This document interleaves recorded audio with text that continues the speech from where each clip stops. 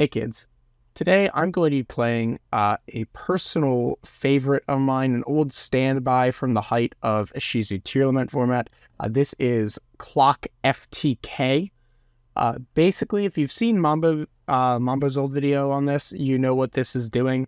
But basically, the goal is to get to Signet Codec and then cycle through Link Code Talker bosses to add extenders to your hand and continue extending, inevitably culminating in a Cyberse Clock Dragon that will mill your entire deck and go above 16,000 attack points. From there, you banish Starliege Safer to add Chaos Dragon Levianeer to your hand, which reborns a Catapult Turtle and flings the Clock Dragon for well over lethal damage.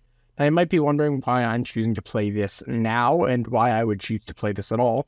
Back during a Shizu tier format, I was sick of my opponents playing during my turn, so I decided that if they were going to make my turn theirs, I was going to make sure that they wouldn't get another turn. And as for why I'm playing this now, well, it is uniquely positioned to feature two very, very cool cards out of Battles of Legend Monstrous Revenge. The first is the one that's actually going to most likely see relevant play, which is Link Decoder, just a great Link 1 extender. And the second fulfills a niche that this deck was desperately in need of in Rocket Coder.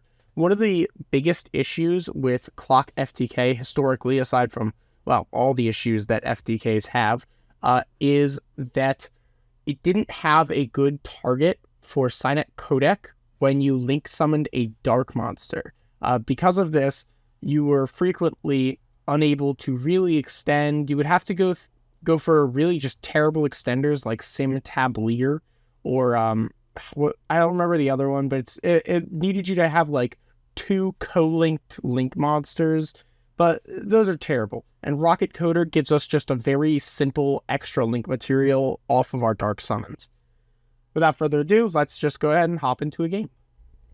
Alright, so we have started off here with a very good hand in that it contains a way to 3 bodies and a copy of Signet Codec through Signet Mining, adding a way to Microcoder.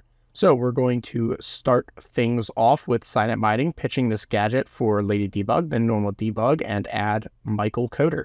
Michael's going to let us link summon into Code Talker and add Signet Codec, which we will now activate, and then Gachiri, negating the Code Talker to summon itself, and addition, pumping the Gachiri.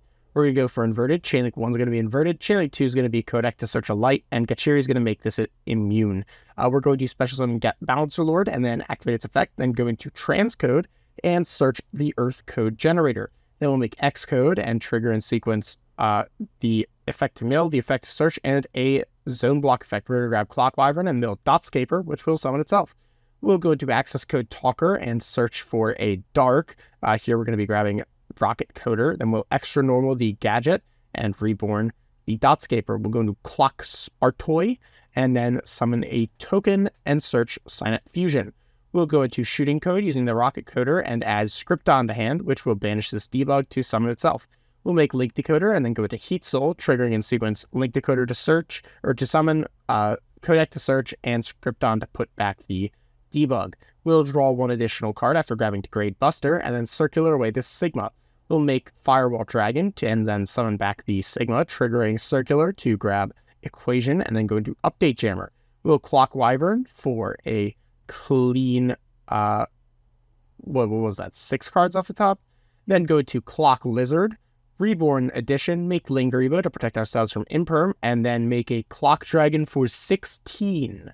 We're going to banish Safert, which was the last card, by the way, then go to Levianeer, reborn the Catapult Turtle, and good game. Our opponent was on Trap Tricks, by the way. It didn't matter, but they were on Trap Tricks. And we still had extension to go.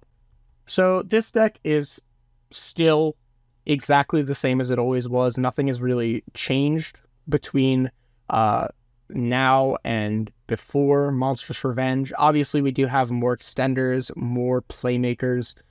However, it's still Clock FTK. It's still weak to all the same things. It still loses to Bistrolls. It still loses to Effect Veiler. It's still just clock FTK, and it still loses to the die roll.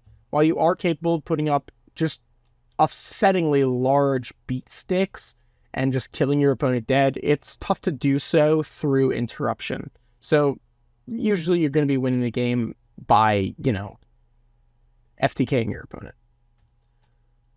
Hope y'all enjoyed this. Have a great day. See ya.